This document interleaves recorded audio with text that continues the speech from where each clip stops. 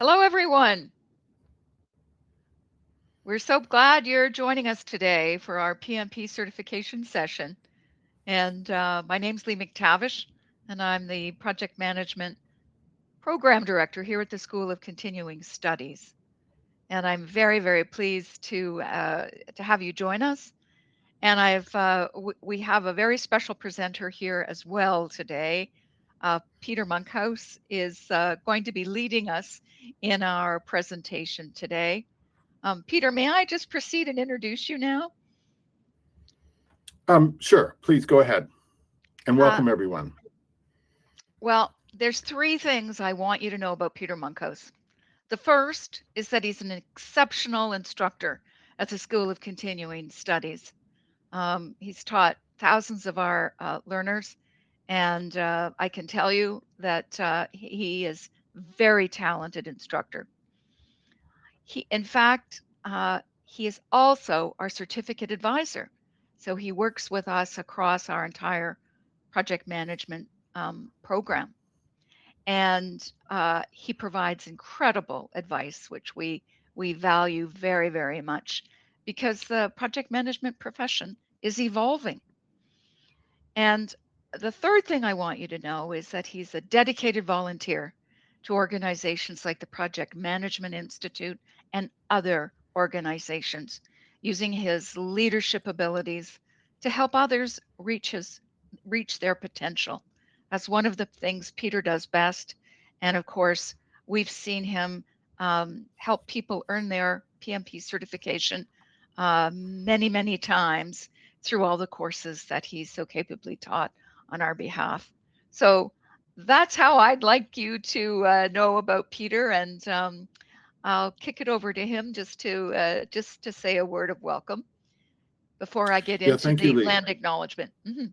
Go ahead, Peter. Thank you, Lee. Yeah, so welcome everyone. Glad to be here, and let's get going, Lee, with the land acknowledgement and get into the exciting news about the PMP certification and what we have to offer here at U of T. I'd like to take a moment to acknowledge the land on which the University of Toronto operates. For thousands of years, it's been the traditional land of Huron-Wendat, the Seneca, and the Mississaugas of the Credit. Today, this meeting place is still the home to many Indigenous people from across Turtle Island, and we are grateful to have the opportunity to work on this land. Next slide, please. And we just have been moving forward, and we've had our introduction, so we'll go to the next slide. And then you can see the agenda, how we're going to progress. We're making good progress, and I think we're going to move on to a couple of little polls right now. Next slide, please. Okay, here we have our first poll. We want you to fill in the poll. I believe that you should have a question.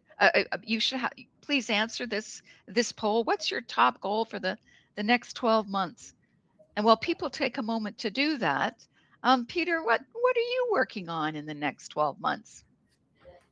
Well, thank you, Lee. I have a couple of really interesting projects that I have to do this year. The one is to update our courses here at University of Toronto. One of the things that I'm very proud that we do is to keep our courses up to date. As you mentioned, that project management is ever changing, and certainly we need to make sure that our courses are kept up to date. So in particular, the driver for this update is the new edition of the PMBOK guide that PMI announced last November, the 8th edition.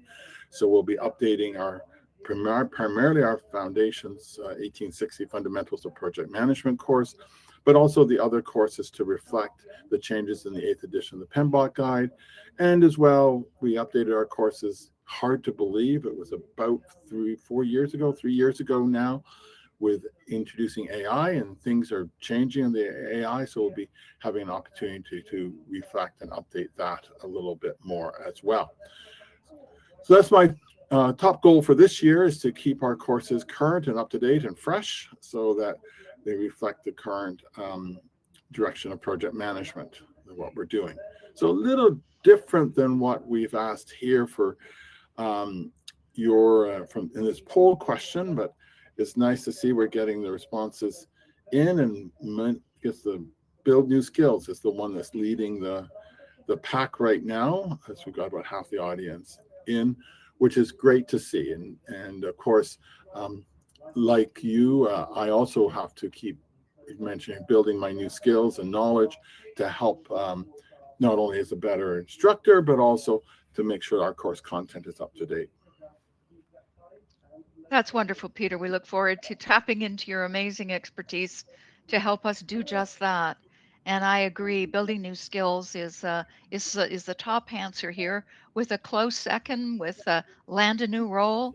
Good for people wanting to progress in their careers, and then clarify their direction, which I think is also a wonderful answer. It's I think all of these goals for the coming year are really, really incredible. But building new skills, I think there's so much news about that.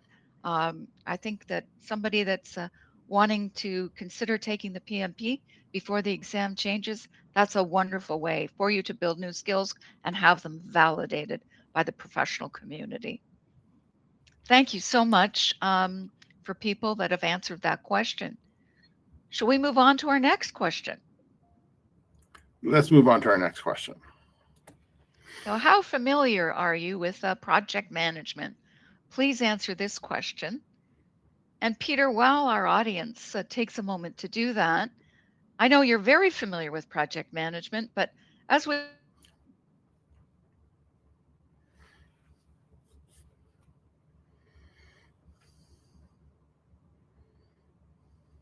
project management. Yeah, I'd love to. Just to note here before we proceed, as I am doing this remotely and I've been having some technical issues this morning, so I may come in and out as we go along. So hopefully not that much. So as Lee very kindly gave some of the introduction to my background, she mentioned I volunteer, and I've been an active volunteer with PMI now almost 30 years. Hard to say that number. Still feel that I'm young, but my volunteer roles included being on the PMI Global Board of Directors, including being chair of the PMI board, as well as serving on the PMI Educational Foundation board, the philanthropic arm of PMI that helped bring project management knowledge and skills to young people. And currently I'm on the Project Managers Without Borders board of directors, the PMWB. Joined the PMI family almost 2 years ago. I think we're right around the 2-year anniversary of us joining the PMI family, where we give opportunities for project managers to give back as project managers. But I continue to be involved in many other volunteer roles. I'm on an advisory committee for PMI's new sustainability certifications and initiatives that they've had. I previously worked on some of the PMI's Infinity tool as an early tester for that. So, I feel it's certainly important for me to keep learning about project management, even though I have lots of experience as a project manager. There's still things to learn and continuing to do so. So I think it's important that I do that, and that we all learn more about project management. So it's nice to see that most of the people are familiar or somewhat familiar, given that we're talking about the PMP. We've got one more poll question to go, and then I'll get into that. It's not surprising that you have some familiarity with project management. So that's good to see. Should we go on to the next question, Lee? Yes, please. Where are you in your career journey? Would you mind answering that question for us? Sure. So, like I suspect some of you, if not many of you, we call project management as the accidental profession. So that's what happened to me. My project manager my boss came to me and says, "Hey, Peter, you know about this project management thing, get yourself certified."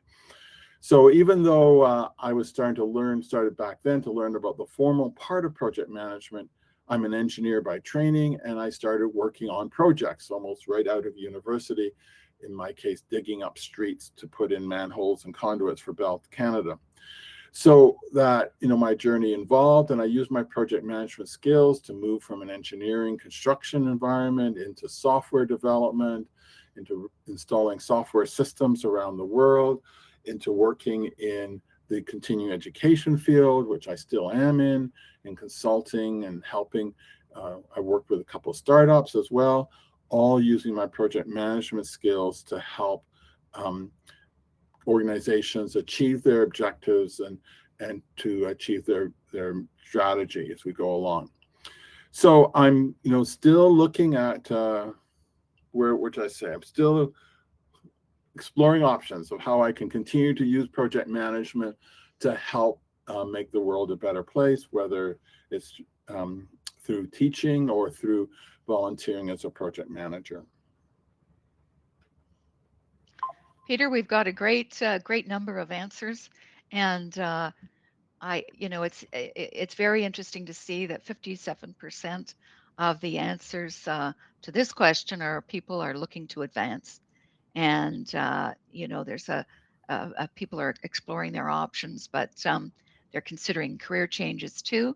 Some just starting out, and good to think about getting the PMP certification right from the beginning. But for those people that have had experience leading projects, I think there's definitely a good contingent in our audience that's done that. So with that, building on that experience, um, achieving the PMP certification is a very good thing to um, move on in your career when you're looking to advance. This is a this is a great So conversation. let's get into it now. Yep, please. Yeah, let's get into that now, Lee, and start talking a little bit more. So as I go through now the bulk of the presentation, I'm going to very quickly talk about some slides around why project management and why the PMP. Then we'll get into what's required to get the PMP and the changes that will be coming later this year. If you have any questions, please enter them into the chat. We've got a colleague, Igor, that's going to be marking them as we go through. And if all goes well, we'll have questions at the end. Well, all will go well. We'll have questions. We'll have time at the end to respond to some of the questions. So if you've attended some of these information sessions in the past, you will have seen the first couple of slides here. We're talking about, just as I mentioned, as I was talking about the last poll, that project management is critical for organizations to be successful. Organizations to change, to introduce new products and services, to look at doing things more effectively, more efficiently, they need to do projects. They need to have the project management skills to do this. Studies that PMI has done has shown that there's going to be a shortfall of close to 30 million professionals within the next 10 years of people who know how to do this, know how to do project management. And although this is a US number showing a 6% growth over the next 10 years, it is still something that we see here in Canada as well, that the world in Canada is looking for more project managers. Looking specifically in Canada, we certainly are looking at project management in all sectors. The current government is focusing on trying to get us to build some large infrastructure projects, whether it be building more infrastructure up into northern Canada, building I was just reading in the Globe about the progress being made on the high-speed rail between Toronto and Quebec City, although I've been reading about high-speed rail between Toronto and Quebec City for decades. But anyway, the idea is that lots of things are being focused on in Canada to help us move forward as a country, which requires project management skills in all sectors. And as we think about the skills, there's the technical skills around project management that's required.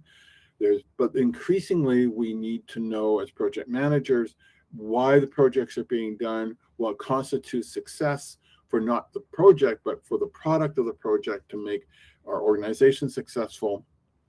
And then finally, being fluent in the use of AI as we do project management, and we add, as we look at how to apply the artificial intelligence tools, which are coming out fast and furious to our work to make ourselves more efficient and more effective as project managers.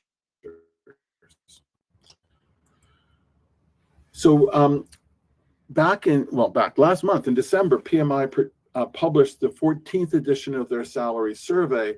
And within their salary survey, the 14th edition, they cut back on some of the detail, but at least they kept the survey by country, unfortunately expressed in US dollars.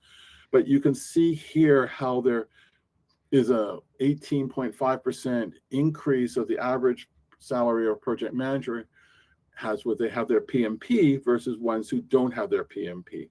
I've also pulled out the stats here showing how the salaries increase from someone who's just starting their profession, less than 5 years at 77,000 US, up to those over 10 years, over 106,000 US. So they're nice salaries to have, and they're ones that gives you opportunities to get more salaries right here in Canada.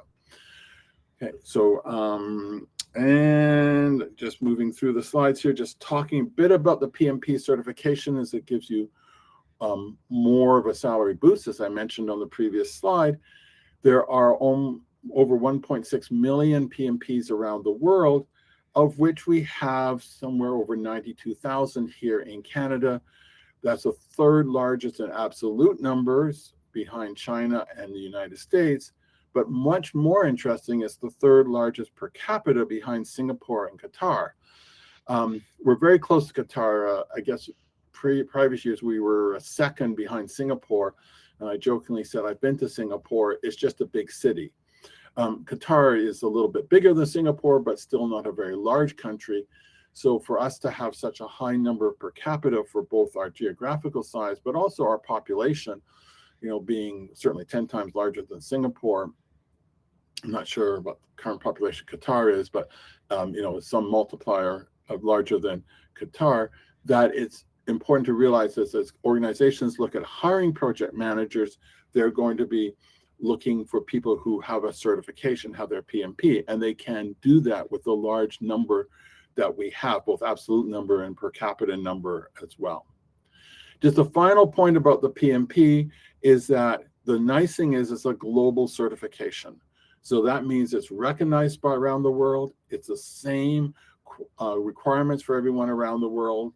It also means that how you meet the requirements or where you meet the requirements doesn't matter. So that becomes a nice thing for the people applying and getting the PMP.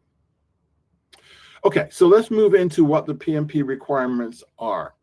So basically, there are two things you need to have for meeting requirements. Okay, we'll go with three. So one is formal training, 35 hours of project management education.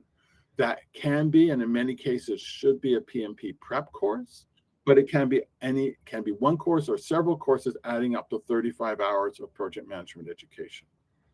The second is work experience leading and directing project activities. And the amount of work experience you need will depend on your formal education that you have, and we'll talk more about that on the next slides. Once you have these two things, you can apply to PMI to write the PMP exam, which is 180 questions, mostly multiple choice, and it's a computer-based exam. It is now, it will be after the change as well. Once you have your PMP, you're required to get professional development units, PDUs, of 60 every 3 years. So this is basically 60 hours of training to make sure you stay current with the certificate, stay current with the practice of project management. I see the questions are coming in fast and furious. I'm going to get to many of them as we go along here.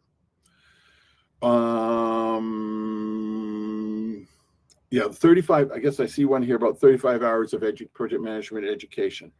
It has to be in the last few years. Yes, they're basically saying, I think it's in the last 3 or 4 years is where they want the project management training to be in place.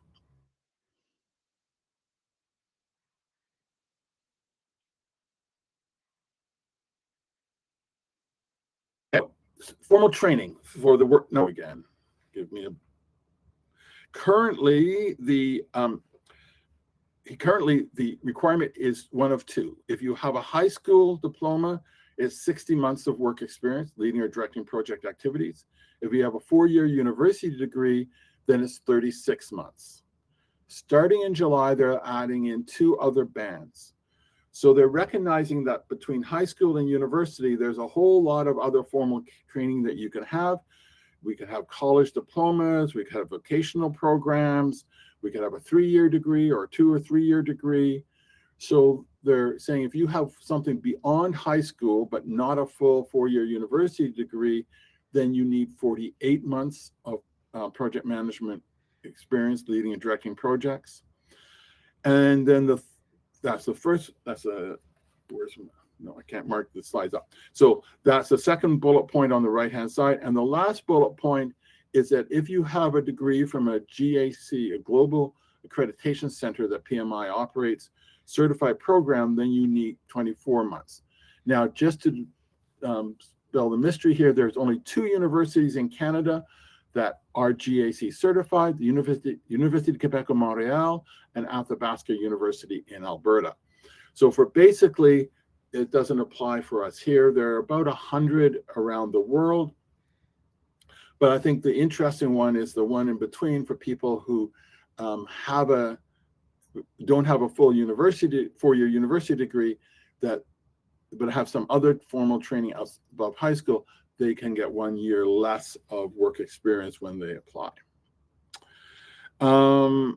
More information about the course is coming, yes. Okay, that's the eligibility requirements.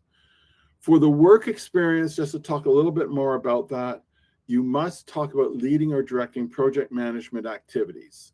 PMI is not concerned about what the product or service is that's being produced in the project, nor what your role was in creating that product or service. They're concerned about what project management activities you did. What did you do about building a schedule, building a budget, defining the scope, identifying risks, communicating with stakeholders, working with procurement and subcontractors or contractors to do the work, worrying about quality. That's what they're worried about.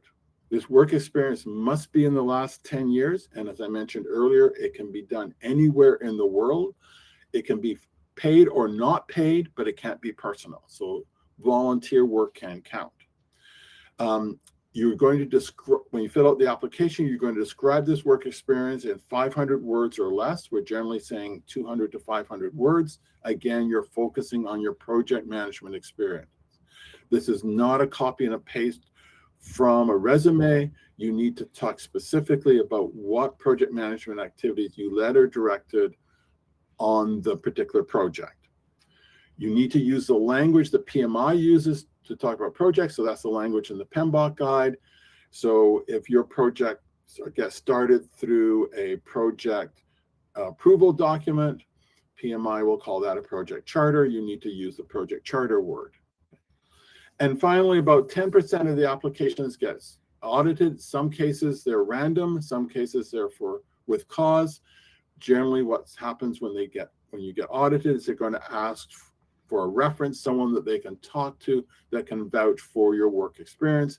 That will either be someone that your boss, a colleague, an individual contributor on the project, a client, a supplier, someone who you know can talk about your project management. Okay, next up, let's talk about the exam itself. So the exam, PMP exam, is based on a document called the Exam Content Outline. So this is a document that consists of 3 domains, and within each domain, there's several tasks, and for each of the tasks, there are enablers of things that project managers are expected to do. PMI will test this in the PMP exam through 180 applied questions. So they're putting you in situations that typically project managers find themselves in and saying, what would you do? What would you do next? What tool would you use? What artifact would you be creating? What artifact would you be referencing? The exams are written on computer-based, either in person at a Pearson VUE exam center or online proctored, where you can write it from a personal computer anywhere you are. Now, PMI has had a lot of problems with plagiarism for the online proctored, so the rules are a lot stricter when you're doing an online proctored exam. So they're really trying to encourage people to write in a Pearson VUE center. And of course, here in Toronto, We have 4 centers in the Greater Toronto area. If you're not in Toronto, they have centers right across Canada that you can use to write the exam in person. Just as a interesting note, the questions on the PMP exam are written by current PMPs. They have exam writing sessions for people who volunteer their time to write PMP exam questions, and they go through a vetting process, including being on non-scored questions on PMP exams before they get entered into the exam. I know people who write exam questions. When they do, they have to make sure they reference from current project management reference material, so which includes the PMBOK guide, but includes many other reference materials as well. So it's not strictly based on the PMBOK guide. It is based on any current project management reference book that's out there, but the guideline is always going back to the exam online content. Okay, so the next slide, if I remember correctly, and I do, is a really busy slide which talks about the changes in the exam between, which is the current exam available until June 2026, and the new exam starting in July 2026. So the first thing that you'll notice is the distribution of questions has changed dramatically. So the current exam, 42% are based on people. So how you lead people, how you communicate with people, both stakeholders, external stakeholders in the project team, the project sponsor. 50% on processes, the way we do the technical part of project management, and a mere 8% on business. The new exam, that business percentage has gone up from 8% to 26%, so a huge increase. And proportionally, people and process have gone down. Now, as I dug in a little bit deeper, this change is not as dramatic as it seems. They've moved 3 key areas around risk response and identification response and management out of process into business. They've moved change management into business, and they've moved issue management into business. So those are both project skills, but they're also business skills. So they've decided to categorize them as business. So although the percentage is a large change, the actual questions are not changing that much. Second, the number of questions stay the same, but you notice there's a small change in the scored questions. That right now 175 questions are scored, and the new exam is only going to be 170 questions are scored. When you write the PMP exam, you don't know what questions are scored or unscored, right? They're just questions that you answer. But now 10 more of them won't count as you get a score. The PMP exam has a format of giving you 60 questions, then having a break, having another 60 questions, then having another break. Okay. So these are 10-minute breaks. This is still staying the same, and the time is still the same. Now, currently there's 230 minutes, but that does not count one break. The new version, they're including that break in. So you're basically going from 220 minutes non-break time to 220 minutes non-break time. So the timing is not staying the same. They're just formalizing that second break. The types of questions, although I mentioned about 90% are multiple choice questions, there are other questions such as multiple answer. The PMI will always tell you how many correct answers there are, point and click or hotspot questions, matching questions, and fill in the blank. In the new exam, they're adding in particular, the case scenario question. And I'll talk more about that on the next slide. They're also adding down a pull-down list as well as an enhanced matching question. So you're going to be matching on a graphic as opposed to just matching text as you go along. And the last area of change is, you can see in the current exam, they have a target distribution of questions through the different project management approaches, with 50% being predictive. Now, certainly many of my learners who have taken my PMP prep course say that they're getting a lot more adaptive and hybrid questions and predictive than the 50% is. So this seems to be something that's been going on for a while. Now PMI is just saying they're going to get more adaptive, more hybrid questions and less predictive questions. So those are the changes that we're looking for in the exam. Let me just talk a little bit about the scenario-based. I think from the exam point of view, this is probably the most significant change that I'm seeing. So these case or scenario questions is where you're going to be given a small case and then given 5 questions to answer about the case. So at least every PMP exam will have at least 2 of these case questions, maybe more, and maybe, you know, if you have 3, good chance one of them is going to be one of these non-graded questions. So it's a different type of question. You know, there's still multiple choice answers, but it's all going to be based on the same case. So it's going to take a little longer for you to get through them all. Okay, so in terms of the timeline of when these updates are happening, so the first step was a release of the PMBOK guide and the new exam content outline, which was done last November. So the new exam content outline is available for you to look at. Right now, PMI is running a pilot for the new exam. So they're encouraging people to write the pilot, and they're giving them a 20% rebate on the cost if they do. So out of that pilot, there may be further changes to what I just explained in terms of what the exam will look like. There was already a change in the timing of the exam. They had given us a few extra minutes, 10 extra minutes, which they took away when they first announced the change of the exam. So there may be some additional changes. PMI has a web page dedicated to PMP exam changes on the website where they'll have the change. And of course, I will stay on top of it as well to share with my learners. Starting in April, the ATPs, which is the authorized training partners, of which the PMI, which the University of Toronto School of Continuing Studies is very proud to be one, we will start using the new material to prepare for the updated PMP exam, which is going to start in July. So we'll have our PMP course starting in January, which I'll talk about in a couple of slides. The one starting in May will be for the new exam. Also, PMI has some additional materials available on their website, in particular PMI Study Hall, where they have sample exams that they will also be updated in April to allow people to prepare for the new exam. And then starting in July 2026, the updated PMP exam will be available. PMI has not said whether this will be the Canada Day celebration, July 1st, or whether it'll be July 31st. They just say it's going to be in July, although they talk about the existing exam being available until June 2026. So it kind of means to imply to me that they're targeting for July 1st. Okay, so that's the timeline. So what are the keys if you want to write the PMP exam for you to pass? Well, we've got 3 Ps. Prepare, so have the knowledge. So you may have the knowledge through your work experience. You may have the knowledge through previous courses that you've taken.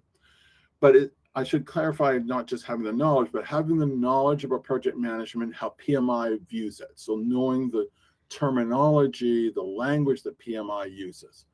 So this is where having things like a prep course can confirm whether you have the knowledge or not. Second P is practice. So practice doing exam questions. All the exam questions are done online. So that means you have to be familiar with sitting at a computer and being able to answer an exam questions, the multiple choice exam questions. It's a little different than writing, because you can't write on the paper as I did when I wrote multiple choice exams. You have to be familiar with how to handle this on the computer. You want to get familiar with it so that it's not a new environment when you write the PMP exam. Second is you want to be familiar with the style of questions, having these applied questions so you understand what the style is that they're going to provide on the PMP exam. And then third is getting the timing down so that you can get through the 180 questions in the 240 minutes, the 4 hours that you have to write them in. And many people who don't pass the exam on their first attempt, at least that let me know, often it's a case of they mismanaged their time. They didn't get through all the exam questions. If you're not going to get through all the exam questions, you're not going to pass the exam. And then the last one is to be physically ready. So it's a 4-hour exam. How often do we sit and concentrate at a computer for 4 hours now? We get interruptions, we get, notifications on our phone, we get other people coming in and so on. So being able to physically be ready so that you can be as fresh when you answer your first question in the first minute of the exam, or when you answer your 180th question, in the last minute of your 4 hours. So building up the stamina to sit and answer the questions, being able to make sure you're well rested in the best mental state possible so you can be successful. Okay. So those are the 3 keys that we have to pass the exam. Have the knowledge, do lots of questions. Generally, we're saying do 1,000 questions, and then plan your writing so that you can be physically in the best shape that you can be in to allow you to be successful. Okay, so I think I saw something pass through about the course that we have here, 3812 PMP examination preparation course. As I mentioned, we are an authorized training partner. So the material that we provide in this course is that material provided by PMI, designed to help our learners to give them the knowledge to pass the exam. This winter term, we're offering the exam in 2 formats. There's the class I'm teaching, the 12-week class starting in, I guess that's a week today, isn't it, Lee? That's My right. goodness, where's the month of January going? Starting a week today, although I'm doing the webinars on Thursday, so technically the class starts on the Monday. The first session won't be until January 29th. We are also, my colleague Mohit is running the 6-week course starting in March, where he's doing 2 nights a week. I believe that's a Tuesday and Thursday. Again, we'll have both these courses will be finished by the end of April, giving you 2 months to write the current version of the exam. And we generally recommend, if you take a PMP prep course, that you write it within 1 or 2 months of finishing the exam while the information is still fresh in your mind. PMI has certified both Mahit and myself. Both of us are experienced PMP exam course teachers, as both. Although Mohit just teaches the PMP now, he's got a very busy life, but I do teach other courses as well. So we've both experienced and have, I like to think we've done very well in preparing our learners to pass the PMP exam. In our course, we not only go through the material, we have over 3,500 courses to help you practice with. Now, in all fairness, just over half of these questions are what I would call as knowledge-based questions. The other half are PMP-like questions, including having 6 full PMP exams. That's 180 questions that you can use to build up your stamina, as I said, to be able to write the PMP exam in 4 hours. The course is based on the exam content. We use the language in the PMP guide, but we base it on the exam content. So we're talking about all these tasks that go through in the exam content. And finally, not only do you have access to our site, but you have access to a PMI partner site, which has some additional videos you can watch, as well as the student workbook.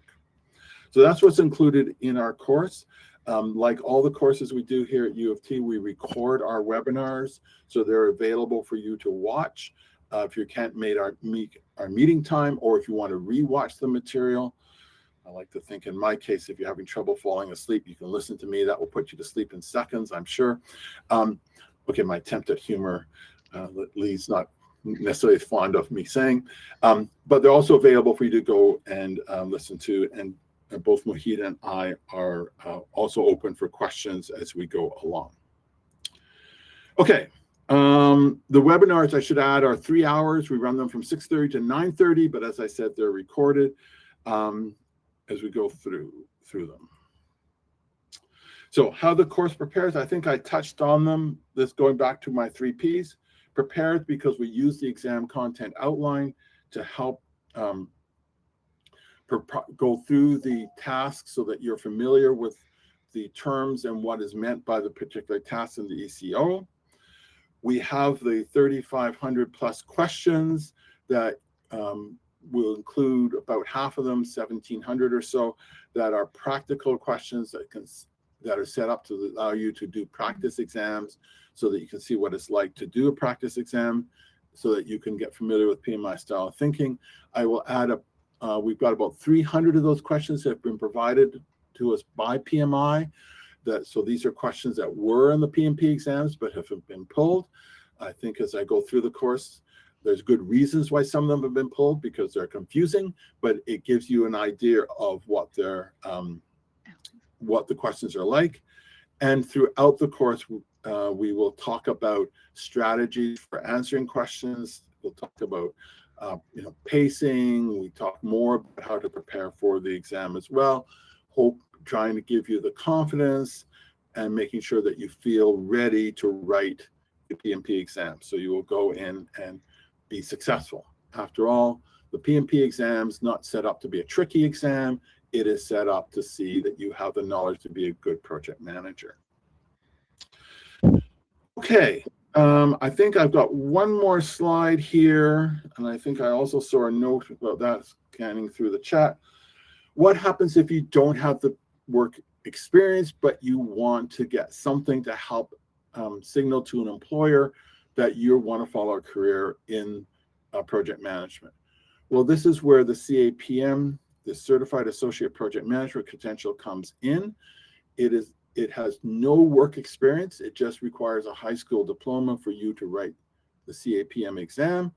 The CAP exam is 150 questions. It's 3 hours to do, so it's not quite as rigorous. It is moving to be not quite all knowledge-based, not quite applied. It's somewhere in between, okay? And we've recently, last fall, we introduced our CAPM prep course, which is also running this winter with my colleague Nadine Sora teaching that. So if you don't have the work experience yet, but you feel you need something, you may want to consider the CAPM. Okay, that brings me to the end of my prepared comments. So I think there's lots and lots of questions here to answer. So I haven't been able to follow the chat, Lee. I don't know if you have. So could you just point me to the questions I should focus on? Yeah, Peter, one of the questions is, does the prep course, do the prep course hours count towards the education requirement for the PMP exam? Absolutely. So our PMP prep course is rated at 36 hours, so that if you complete the course, that will give you the 35 hours of project management training that's required. Okay. So yes, now, of course, the challenge is a timing one, that you can't really apply to write the PMP exam until you have the requirement of 35 hours met. So I generally say to my learners, if they don't have the course, wait till we're, in the 11th week of the course, and then, just send in the application. By the time PMI looks at it, the course will be done and you'll be fine. So yes, it does. We are taking the PMP prep course will give you your hours that you need to write the exam, right? The training hours required by PMI to write the PMP exam. Peter, we have somebody else. Lynn asks, she's completed the 1860 Foundations of Project Management course. She did that last December. She's wondering, is it reasonable to think she can prep on her own from what she learned in that course? Or would it be better to take the exam in order to ensure she's really prepared? Oh, Lynn, it depends. It depends. There are two things that I've found that will depend on, that people have to adjust for their situation to see whether they need a prep course. So the first is, how long has it been since you've written a formal exam, right? One that's 3 or 4 hours, so a university exam. So how long you've been out of university. The longer you've been away from university, the more time you're going to need to prepare because you got to remember how to study and how to write exams, where a prep course could help. The second one is, how closely does your work experience align to how PMI thinks about doing projects? if you're not using any methodology at work, or if you're using a methodology that's very different than how PMI thinks about it, you'll probably need to have more training in the PMP prep course will work. There are certainly other options than taking a full PMP prep course, but the one thing, Lynn, in your case that you won't have if you feel you're not solid on the knowledge side is you need to get access to questions. Just reach out to me, peter.monkhouse@utoronto.ca. You can Google me. A U of T email address should show up there. Reach out to me and I'll be more than glad to talk to you outside of this to see what would be best fit. It's really an individual situation, so it's hard to give a generic answer. Peter, if I may, I myself, 15 years ago, wrote the PMP exam, and I had taken FPM, and I decided that my best chance to pass was writing it. You know, I wanted to pass the first time. That's the best time to pass. And I did take the PMP prep course, and I found I learned a great deal in addition um, to the foundations course that I took. Just I would just thought I'd provide that personal experience, but I did find it extremely helpful. I see there's a question here about the cost of the prep course. Madhu, can you answer that one for us? Madhu's our colleague that does a lot of this, help support Lee and I when we deliver the courses. I see one here for Xavier. What from the course, what is the percentage of live questions, exercise, revision, learning how to approach some theory material? So the way we do the course is that at the end of each section, so we're going to cover anywhere from one, in the case of scheduling, to 6 sections a week. I have review questions at the end, right? So I give a chance and I time you. We set it up. We're running on Zoom. I put it up for a minute or so and let you answer the question. Then we talk about what the answer is. Some of the questions are relatively straightforward. Some of them, we could talk about different strategies for handling the questions. Okay.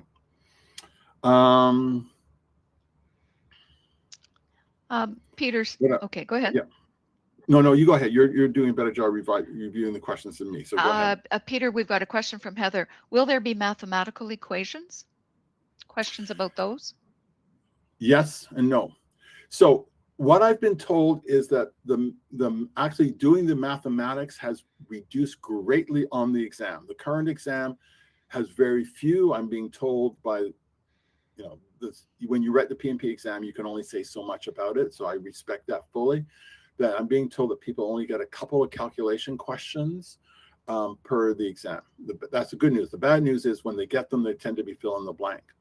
The other thing, though, they do get other questions which are, you need to know the formula, but you don't have to do the calculation. So for example, an earned value question, you'll be given the earned value, you'll be given the planned value, you'll be given the actual cost, and you'll be asked is the project ahead of schedule or behind schedule, over or under budget.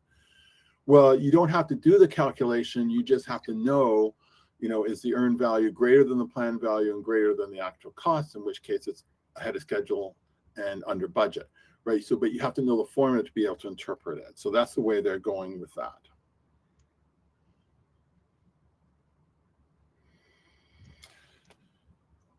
Okay, so that was a mathematical question. So there's another one. I think there was another one here. The current course that we're offering this winter is based on the existing exam format that will be available to the end of June. So if you want to get the PMP before the end of June, sign up now. If you think you're not going to be able to write the PMP until the fall, then wait till the spring summer course. Now, I've been very fortunate. PMI has asked me to review the content for the new course based on the new PMP exam. The content has not changed significantly, right? So there's not going to be a big change in the material that we're going to cover. However, as I mentioned, the questions are being recategorized. There's also going to be some updates to tools, minor updates to tools and techniques. Okay. So I have a question about the PMBOK Guide 8th edition. So again, the PMP exam is based on the exam content outline. It is not based on the 8th edition of the PMBOK Guide. Having said that, the language that's used, the terms that they use, the definitions, the glossary that they have in the 8th edition will be the terminology and the definitions that they will use in building the questions. I said it's not a knowledge-based exam, but if they're going to say scope, right, then PMI, or let's say, I'll use another one that's a little bit more specific, risk mitigation, right? PMI has a very specific meaning for what risk mitigation is, right? It's changing the cost or schedule baselines to add in more time or more money to reduce the probability or impact of a risk.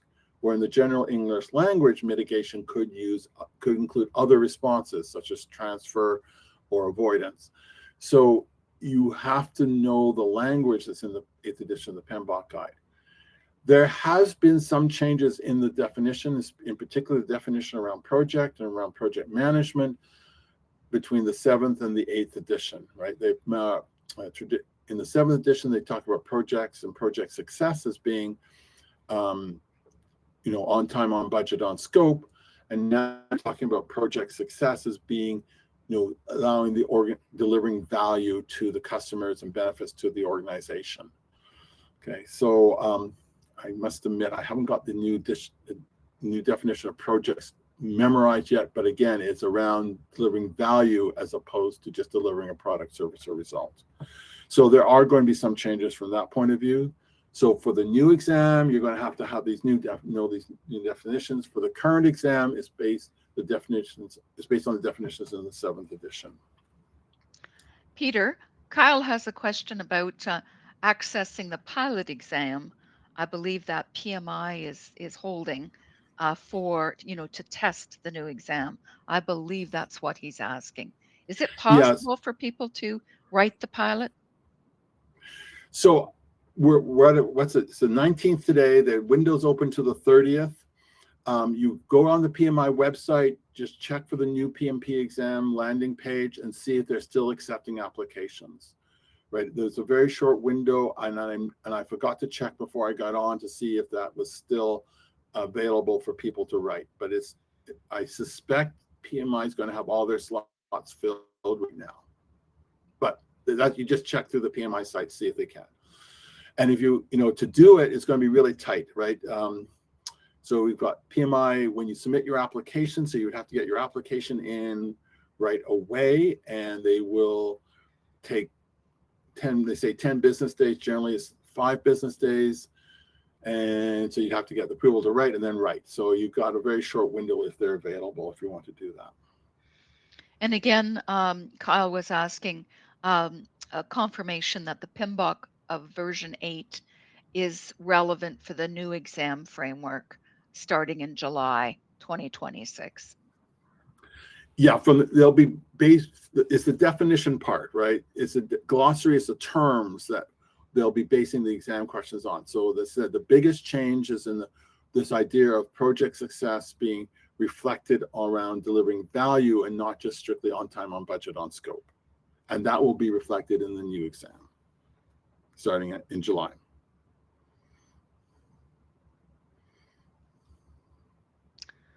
Okay. Oh, Anne-Marie, I see mentioned about the exam simulator in Infinity. So PMI has an AI tool called PMI Infinity. It's available to members at no additional cost. It's an add-on to ChatGPT.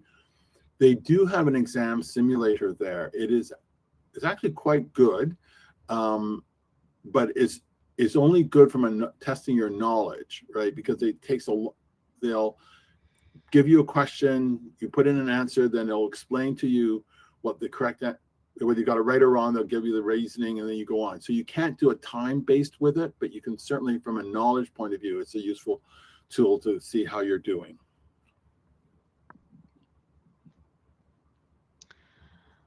Someone else is asking if they're unable to clear the exam, write the exam before June, can they use the PDUs from this prep course if they take it now and apply that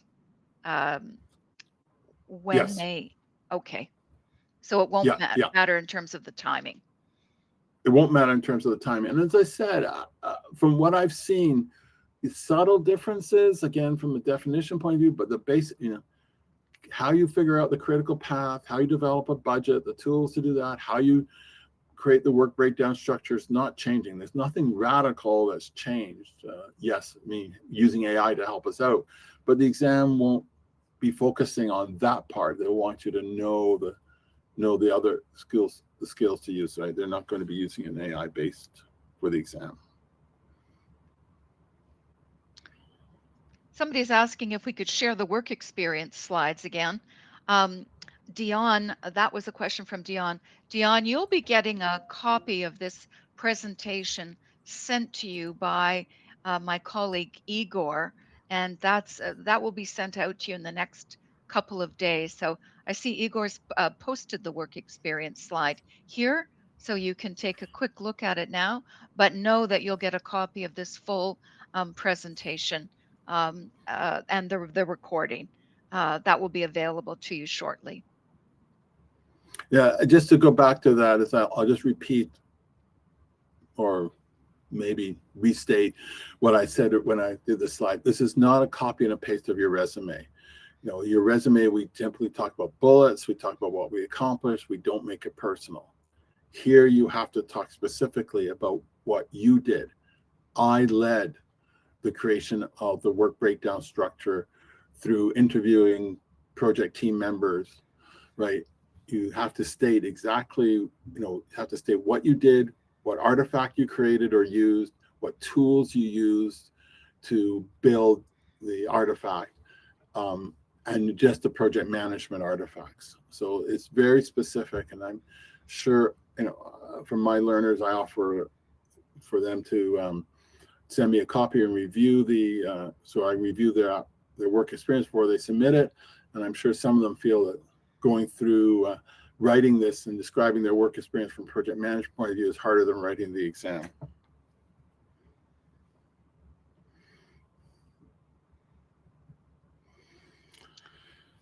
So for the work experience, let's see, Savannah asked another question around this. We don't have, they talk about months. So for each, when you put in your work experience, they'll have some information about the type of project, doesn't matter what they have, but they have a start and end time, which they'll use to calculate the months. So if you have a 4-year university degree, you're looking for 36 months, they'll add up from each of your projects until you get to 36 months. Once you get to 36 or exceed it, they won't let you input any more. Then you can move on to the next page of the online application. So they don't want you to have overlapping projects. That's another complication. I'll talk about that in the PMP prep course, how to do that. So it's just putting beginning and an end for the project, and they'll calculate the number of months based on that.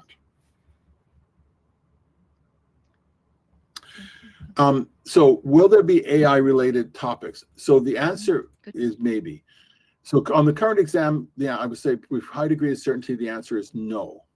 For the new exam, they could have AI related questions start showing up. But remember, this is an applied exam. So it's going to be talking about how you could use AI as a tool to help you do some project management work, right? So it's possible it will come up from that point of view, but they're not going to be specifically questions around how you formulate a correct prompt or how you analyze the output to make sure it's correct, although the question may be that you should. But I don't see the exam changing a lot because of AI, other than say it's a tool that's out there that expectation that project managers should use. And we may have situations where the answer could be use AI or use an AI tool to help out. It's possible that would be the type of question, but that would be on the new exam.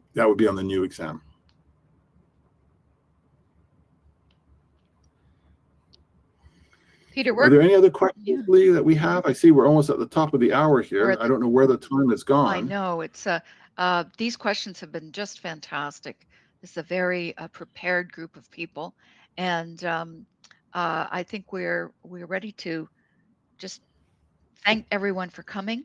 I think we're out of time, but you can reach us at the School of Continuing Studies, scs.business@utoronto.ca. Address any questions there, and Madhu and I, and certainly Peter, will be able to answer any further questions that you have.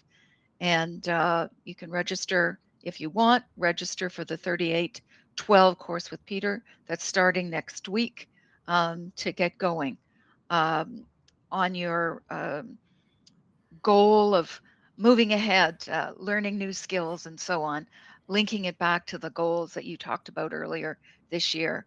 And for those that are thinking, should I take it now or later? I think it's a good idea. There are changes that are coming, but it's nice to sort of know what the exam is, have a very good idea what the exam's about, and knowing that the course that we have in hand really prepares you. We're not sure what the new course looks like, and we haven't seen the new exam. So if you're thinking of doing it now, now would be a great time to start working towards that goal you want to accomplish in 2026.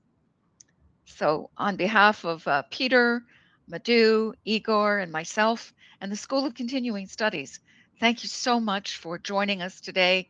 And as I say, any further questions or follow up, scs.business@utoronto.ca. Thanks, everyone. All the best. Thank you Bye for now. and good luck. Good luck.